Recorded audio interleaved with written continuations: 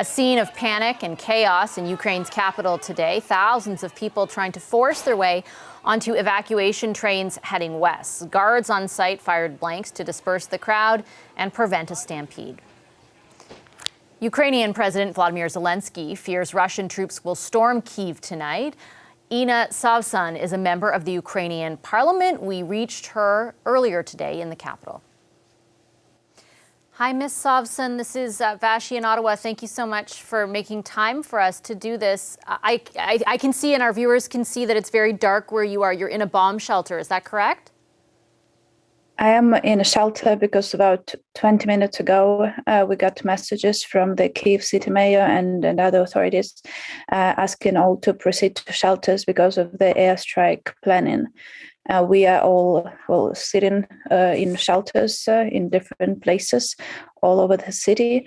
Lots of people are in the metro stations. Other people are in, specifically designated shelters. Other people are hiding in other like parking spaces, underground parking spaces, and so on.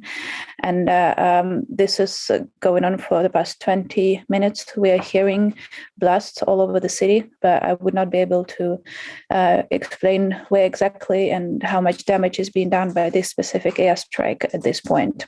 How are you, though? I mean, just being inside there and then hearing that outside.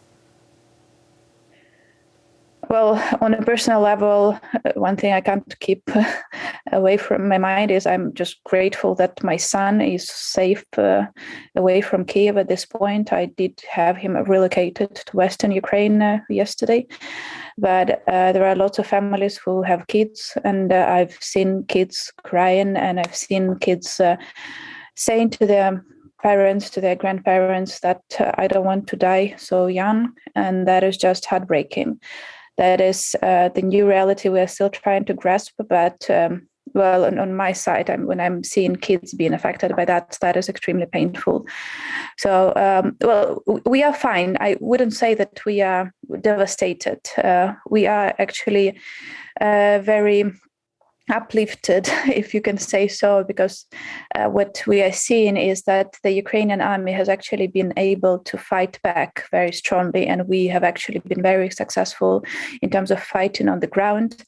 We are extremely inspired by the Ukrainian military men and women, as well as volunteers who are just standing in lines. There are lines all over the city in military recruitment offices with people who are willing to volunteer. There are lines with people willing to donate blood at blood donation centers.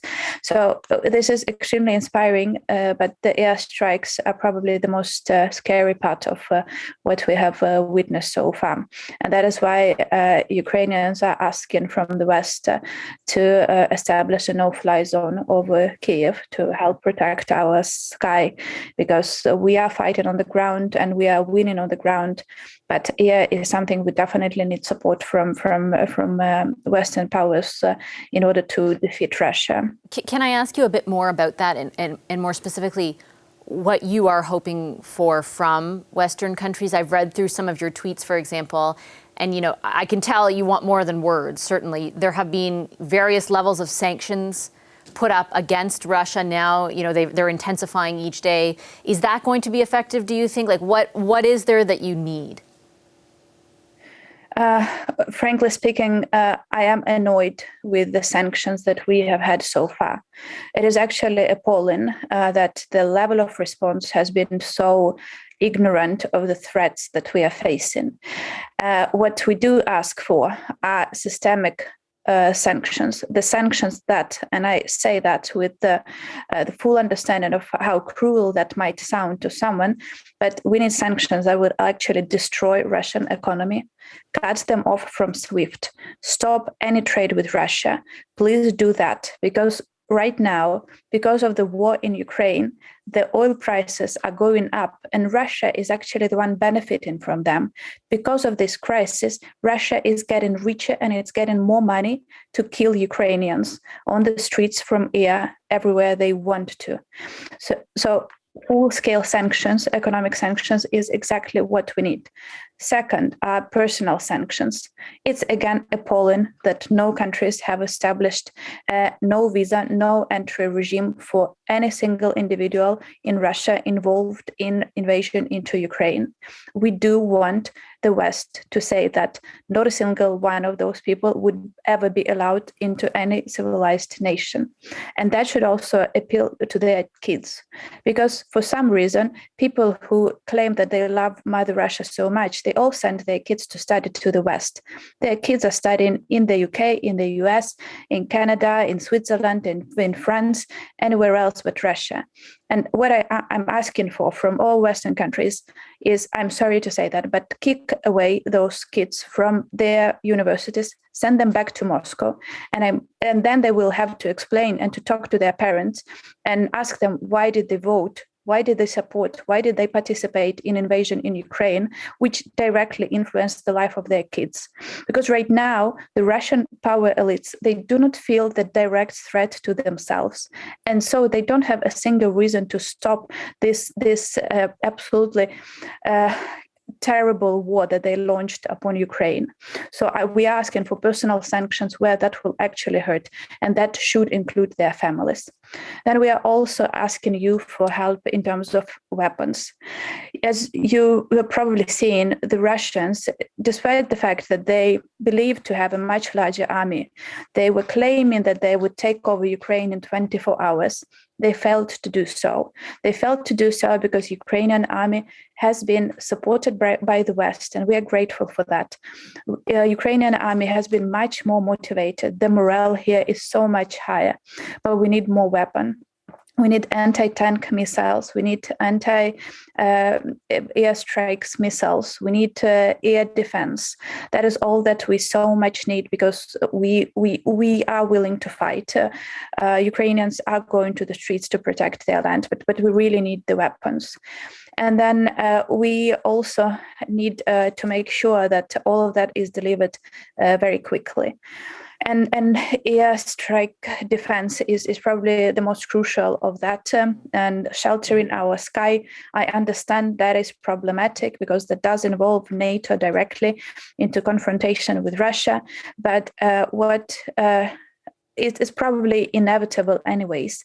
We were hearing news that the Russian missiles have hit at least 2 ships in Black Sea.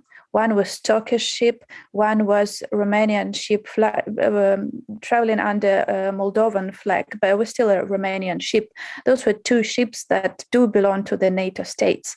So no one is safe until Russia is stopped. And the whole world needs to understand that Russia is a threat not just to Ukraine, but to the whole world. Because they have crazy aggressor on top, because they are currently holding the nuclear power station in Chernobyl for more than 24 hours, which creates direct threat to the rest of Europe, might I add. We are asking for all your help in order to stop him. And can I just ask you before I let you go, you're inside that shelter now. Do you know how long that you'll be staying there, or is it just indefinitely until you get the go-ahead, to be able to leave? It is unclear for the whole day. And it's not just in Kyiv, which needs to be added. People in Kharkiv are hiding in shelters for hours. People in Lviv, which is in western Ukraine, have been going up and down from shelter and back home for the whole day. And in many other cities all over the country, people are sleeping in shelters. People are going to shelters. People are relocating their kids to shelters.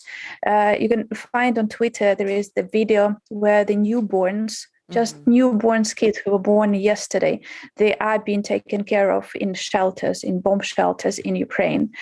It's so massive that I can't explain probably very well how it feels, but we don't know how that will last. We also don't know when the next airstrike will start, because for the past 2 nights, the airstrikes were starting at around 4:30, 5 in the morning. So probably that will be the same this night. We can't know for sure. So we're just hoping that the Ukrainian counter-air defense system will work and we shall stay safe. Well, we certainly hope that you do stay safe, and I wish the best for you and your son. Thank you very much for talking with us. Thank you so much. Hi, I'm Vashi Capellos, host of Power in Politics. See more of our show by subscribing to the CBC News channel or click the link for another video.